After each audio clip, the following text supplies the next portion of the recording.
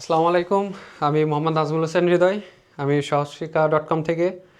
তো আজকে চলে আসছি বাংলাদেশ ব্যাংকের একটি জব সার্কুলার নিয়ে। তো অলরেডি আবেদন শুরু হয়ে গেছে। তো এখানে মোট 8টা গ্রেডে সার্কুলার ছাড়ছে। তো আমরা এখানে আমাদের শিক্ষাগত যোগ্যতা, গ্রেড, বেতনের স্কেল এবং কয়টা পদ সংখ্যা ফাঁকা আছে তাই নিয়ে কথা বলবো। তো প্রথম যে গ্রেডটা নিয়ে কথা বলবো সেটা হচ্ছে সিনিয়র গ্রেড আইটি। গ্রেড হচ্ছে 9। এখানে বেতনের স্কেল আছে 22 থেকে 53,060 টাকা অবধি এবং তৎসৎ নিয়ম অনুযায়ী পদে অন্যান্য সুবিধা। এখানে পদ আছে 79টি। সংশ্লিষ্ট ব্যাংক ও আর্থিক প্রতিষ্ঠান, এখানে সোনালী ব্যাংক পিএলসি 17টি, অগ্রণী ব্যাংক পিএলসি 41টি, বাংলাদেশ ডেভেলপমেন্ট ব্যাংক পিএলসি 7টি, Bangladesh Krishi bank 14টি। Job ID হচ্ছে 25104।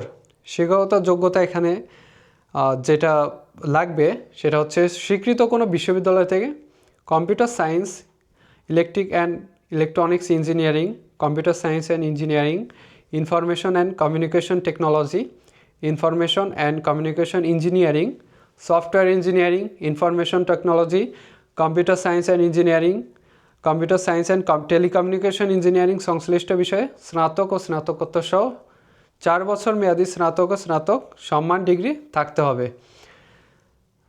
শিক্ষাগত যোগ্যতার দ্বিতীয় পর্যায়ে যেটি আছে মাধ্যমিক স্কুল সার্টিফিকেট সমমান এবং তদর্থ পর্যায়ের পরীক্ষাসমূহের ন্যূনতম 2টিতে প্রথম বিভাগ বা শ্রেণী থাকতে হবে।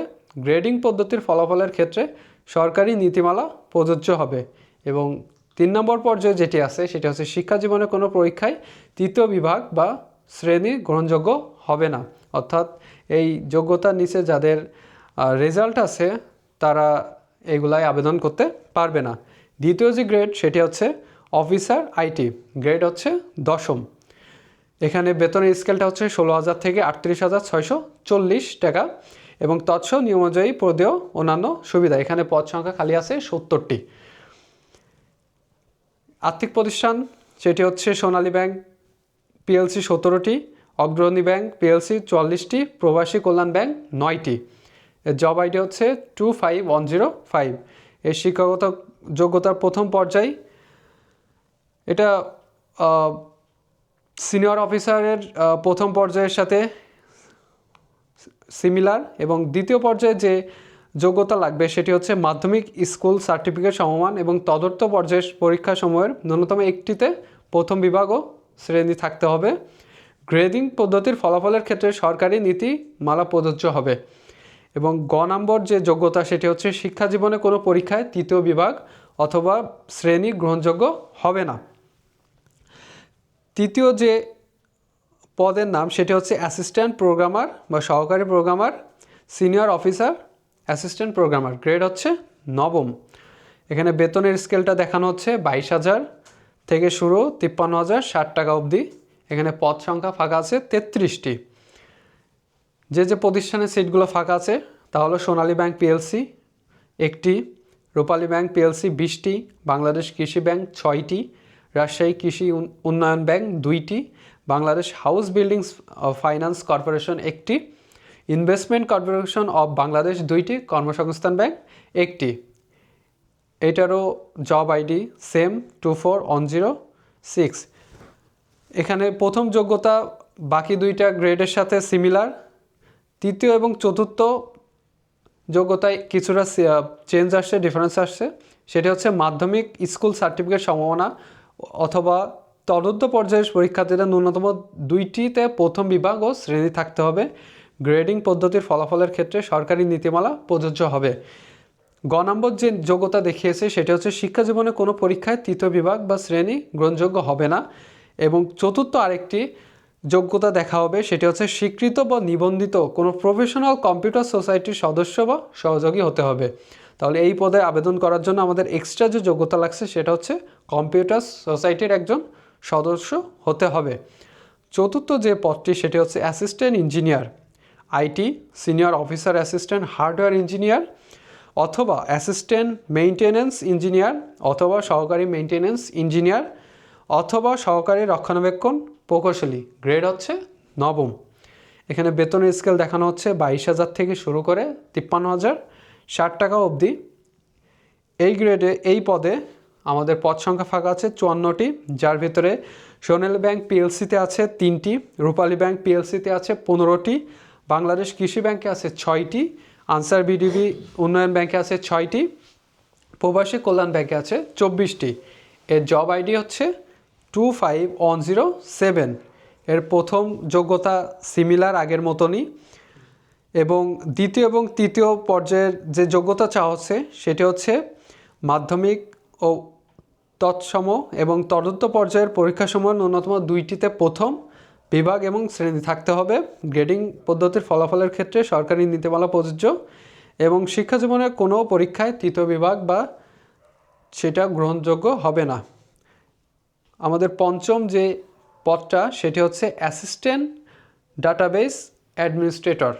এটার গ্রেড হচ্ছে নবম। এখানে বেতনের স্কেল দেখানো হয়েছে 22,000 থেকে শুরু করে 53,060 টাকা। এখানে পদ আছে মাত্র একটি, সেটি হচ্ছে সোনালী ব্যাংক পিএলসিতে একটি পদ ফাঁকা আছে। এর জব আইডি হচ্ছে 25108। এর শিক্ষাগত যোগ্যতা আগেরগুলোর মতোই সিমিলার।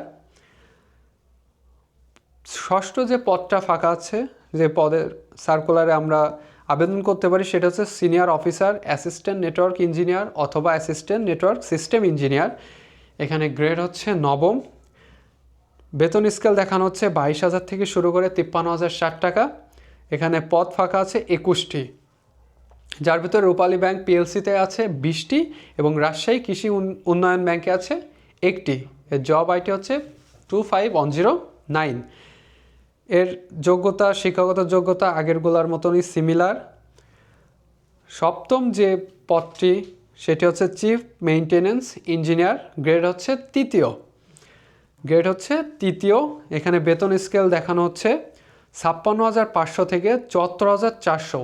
এটি হচ্ছে সর্বোচ্চ বেতন স্কেল এইবারের ব্যাংক জব সার্কুলারে, 56,500 থেকে 74,400 টাকায়। এখানে মাত্র একটি পদ ফাঁকা আছে, সেটা হচ্ছে প্রবাসী কল্যাণ ব্যাংক। জব আইটি হচ্ছে 25110।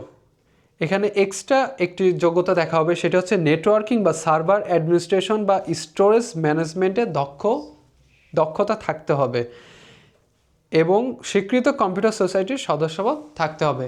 এ ব্যতীত কেউ এই পদে আবেদন করলে আবেদন যোগ্যতা হারাবে। অষ্টম যে পদটি সেটা হচ্ছে রক্ষণাবেক্ষণ প্রকৌশলী। গ্রেড হচ্ছে ষষ্ঠ। এখানে বেতন স্কেল দেখানো হচ্ছে 35,500 থেকে শুরু করে 67,010 টাকা। এখানে পদ ফাঁকা আছে একটি। প্রতিষ্ঠান হচ্ছে আনসার ভিডিবি উন্নয়ন ব্যাংক। জব আইডি হচ্ছে 25111। এখানে এক্সট্রা কোনো যোগ্যতা দেখতে চাওয়া হয়নি, এগুলো আগের মতনই সিমিলার। তো ব্যাংক জবের এই সার্কুলারটি অলরেডি শুরু হয়ে গেছে এবং এর আবেদনের ডেডলাইন সর্বশেষ ডেট হচ্ছে ফেব্রুয়ারি মাসের 1 তারিখ রাত 11:59। তো এর আগে আমরা যারা জব প্রিপারেশন নিচ্ছি, ব্যাংক জবে যাদের আগ্রহী তারা হচ্ছে আবেদন করে ফেলি, এবং যে ওয়েবসাইটে গিয়ে মূলত আবেদনটা করতে হবে সেটা হচ্ছে https://recruitment.bb.org.bd। এই ওয়েবসাইটে গেলেই আমরা নির্ধারিত যে নিয়ম সেটার পদ্ধতি অনুযায়ী আমরা আবেদন করতে পারবো। এবং কারোর যদি বুঝতে অসুবিধা হয়, আমরা সহজশিক্ষা.com-এর পক্ষ থেকে সবসময় সার্বক্ষণিক পাশে থাকার চেষ্টা করব। ভিডিওর ডেসক্রিপশনে আমাদের লিঙ্ক দেওয়া থাকবে, আমাদের হোয়াটসঅ্যাপ গ্রুপের লিঙ্ক দেওয়া থাকবে। আমরা সকলে সেখানে অ্যাড হয়ে যাব এবং আমাদের পাশে আমরা সবসময় যে কোনো ব্যাংক জব বা যে কোনো সরকারি চাকরির পরীক্ষায় আমরা সবসময় আপনাদের পাশে আছি। আপনারা আমাদের পেজটাকে ফলো করবেন, আমাদের ইউটিউব চ্যানেলটা সাবস্ক্রাইব করে দিবেন। যে কোনো সমস্যায় বা যে কোনো পরীক্ষার আগে আমরা কিছু টিউটোরিয়াল ভিডিও নিয়ে আসবো। আমরা লাইভে থাকার চেষ্টা করব, সার্বক্ষণিক আপনাদের পাশে থেকে আপনাদের সেবায় নিয়োজিত থাকব। আবারও দেখা হবে কোনো এক ভিডিওয়। আসসালামু আলাইকুম।